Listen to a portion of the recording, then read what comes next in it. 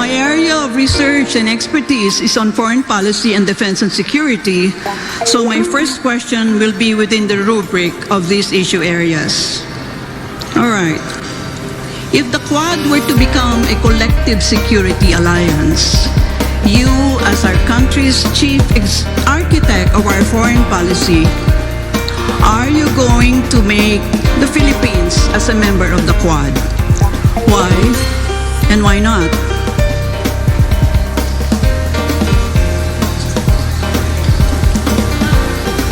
Professor Carlos's question will be addressed to Secretary Norberto Gonzales first. Well, we will always be part of arrangements like that. And yes, it's important.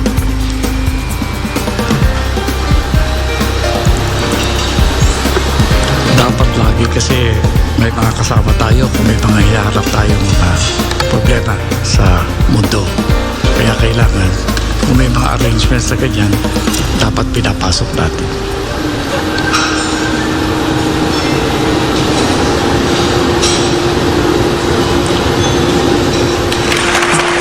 Secretary Gonzales, if you have nothing to add, the other candidates may react to his answer. I think Secretary Ernie Abella. Yes. The Philippines needs to retain an independent foreign policy, and in which case it needs to be able to dance between the two great powers. As we can maintain relationships with them, but not to join. However, because we need to be able to maintain that specific independent stance, we can relate with either one, the other one, but at the same time, we need to retain our independence and be able to sustain our own sovereignty. Thank you. Yeah, but Mr. Abella, remember, you're still linked to the United States of America because of the Mutual Defense Treaty. So the Quad is composed of, well, so-called democracies. And so are you more leaning towards being part of the Quad or some other collective security arrangement? It's not a question of leading more, but the question of being able to maintain both while maintaining a balance. Yeah, I have a problem with the concept of independent because it's like you're sitting on the fence. Is that what you mean? No, I mean to say that we need to be able to make our own stands and be able to make our own decisions without undue influence from anybody. I don't know that being friends with everybody is foreign policy. We're not being friends with anybody. We can have trade with the greater power, which is our neighbor. On the other hand, we can maintain MDTs with the people in Quad. Yeah, well, the reason why, and this is for all the candidates, I asked this question is that right now I'm sure the big powers are trying to carve their own spheres of influence. And because we've always been within the sphere of influence of the United States of America, the Quad is simply an extension of this proposed collective security arrangement. On the other hand, they will not always, we can always be sure that they will always stand for us. Well, of course, nobody can answer that question, even if we ask Biden today, you know. Thank you. Thank you.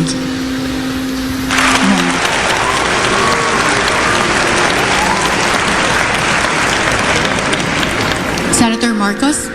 Yes, I think any of these agreements we should, of course, encourage as long as it is very clear to us what is the advantage to the Philippines.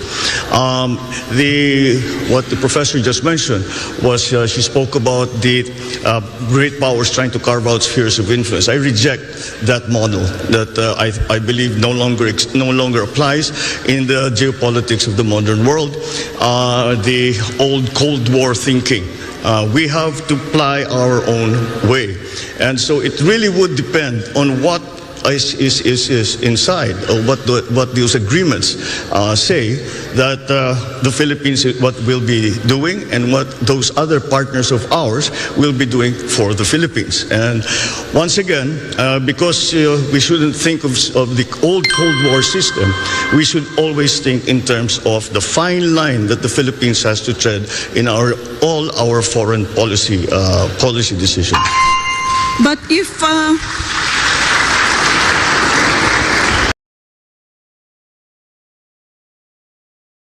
Okay, before we leave that topic, sure, Yeah, Professor because- Carlos. Yeah, before you call on MJ.